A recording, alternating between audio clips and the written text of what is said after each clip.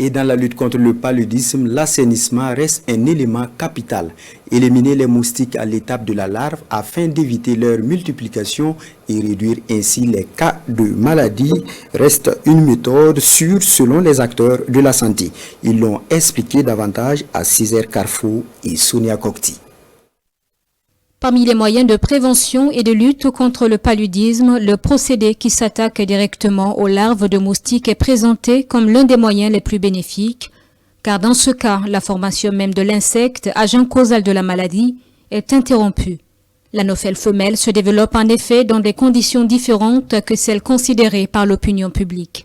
Nous parlons plus d'élimination des gîtes, parce que le moustique qui nous intéresse se multiplie dans les eaux qui sont censées être suffisamment propres. Donc ce n'est pas les eaux usées dans lesquelles on voit beaucoup de moustiques. Souvent c'est un autre type de moustique qu'on appelle culex. Et ça ne transmet pas le paludisme. Les eaux propices à la formation des moustiques peuvent être celles issues d'actions domestiques, souvent anodines mais liées à l'assainissement des lieux de vie. Les boîtes de conserve, les boîtes de lait, les vieux pneus, les canaries, et même devant les portes, derrière les fenêtres, derrière les cours, nous avons souvent de l'eau qui stagne.